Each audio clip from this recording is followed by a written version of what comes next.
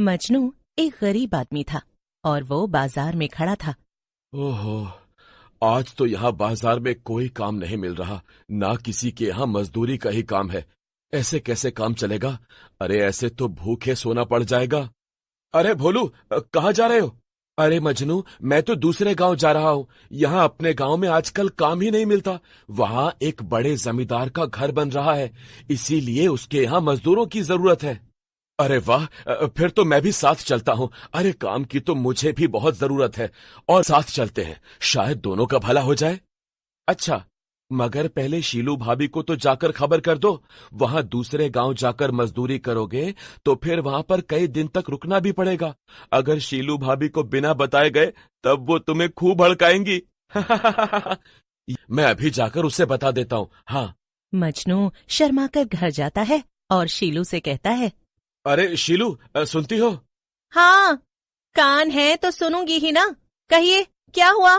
वो दरअसल अपने गांव के बाजार में या आसपास कुछ काम मिल ही नहीं रहा, तो वो भोलू है ना, वो मिला था। वो कह रहा था दूसरे गांव में जमींदार का घर बन रहा है, तो वहां मजदूरी का काम है। तो मैं वहां जाऊं?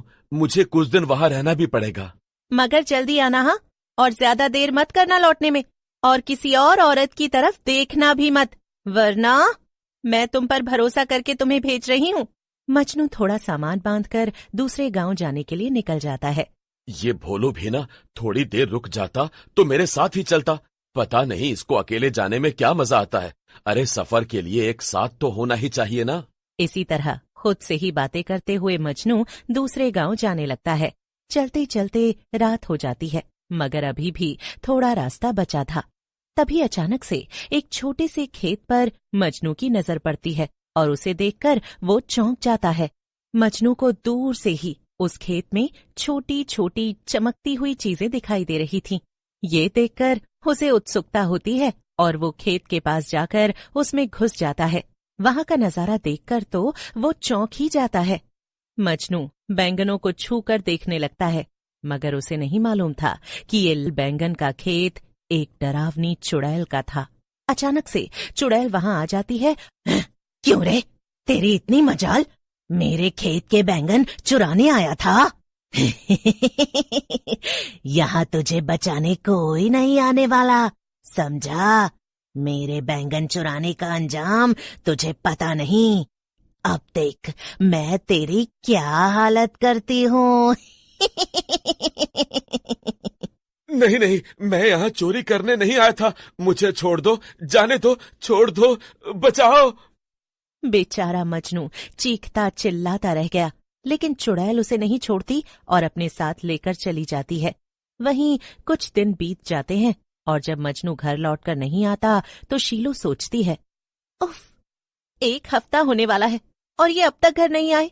घर का सारा राशन भी खत्म हो रहा है। लगता है मुझे ही बाजार जाकर लाना पड़ेगा। आने दो इनको वापस, फिर बताती हूँ। शीलू जल्दी से राशन लेने के लिए बाजार पहुंच जाती है। शीलू सब्जी वाले से झगड़ ही रही थी कि तभी वहां पर भोलू आ जाता है। शक्ल से ही वो बड़ा खुश नजर आ रहा था। और शीलू भाभी, क्या हाल है आपके? मैं तो एकदम ठीक हूँ भैया, मगर आप दूसरे गांव से लौट आए?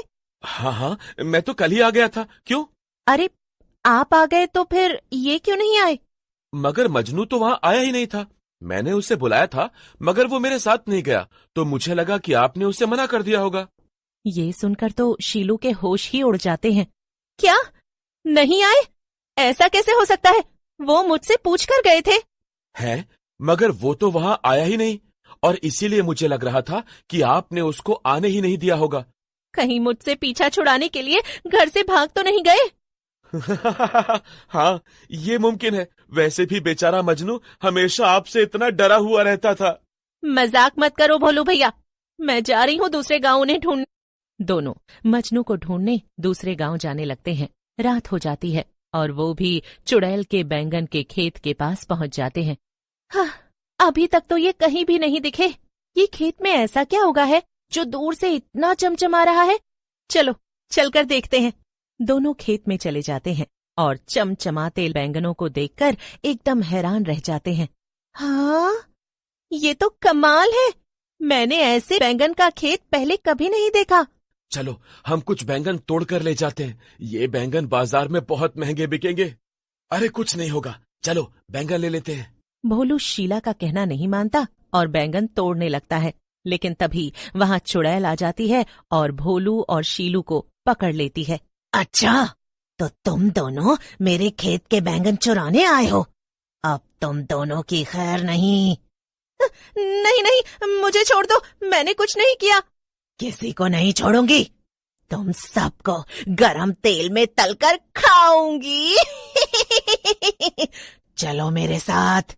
चुड़ैल एक अंधेरी झोपड़ी में ले जाती है। वहां पर पहले से मजनू बंधा बैठा था। शीलू को देखकर वो बहुत खुश हो जाता है। आप यहाँ, यानी इतने दिनों से आप यहाँ इस चुड़ैल के चंगुल में फंसे थे? अरे मैं यहाँ आपको बचाने नहीं आई थी, वो तो इस भोलू भैया के चक्कर में चुड़ैल ने हम दोनों को पकड़ लिया। चलो चलो, बहुत हो गया तुम लोगों का मिलना जुलना। अब मैं जल्दी से अपने बैंगन तोड़ कर लाती हूँ। ये कहकर चुड़ैल वहां से चली जाती है और भोलू तो जोर जोर से रोने ही लगता है। चुप करो भोलू भैया, एक तो ये सब तुम्हारी वजह से हुआ, ऊपर से ऐसे जोर जोर से रो रहे हो, कुछ सोचने दोगे या नहीं? शीलू की डांट पड़ते ही भोलू चुप हो जाता है। तभी मजनू कहता है, शीलू, इस चुड़ैल की शक्ति इसके लाल बैंगनों में है। ये अक्सर उन्हें ही खाकर अपनी शक्ति बढ़ाती है। अच्छा, फिर तो हमें किसी तरह से इसके बैंगन के खेत बर्बाद करने होंगे, तभी हम बच पाएंगे। रुको, मेरे पास एक छोटी छुरी है, मैं अभी सबकी रस्सियां खोलती हूँ। लेकिन शीलू ऐसा करती इससे पहले ही चुड़ैल वहां खूब सारे बैंगन लेकर आ जाती है। अब बनाऊंगी तुम सबकी सब्जी। पहले मैं ये बैंगन पका लूं, उसके बाद तुम सबको कढ़ाई में डालूंगी।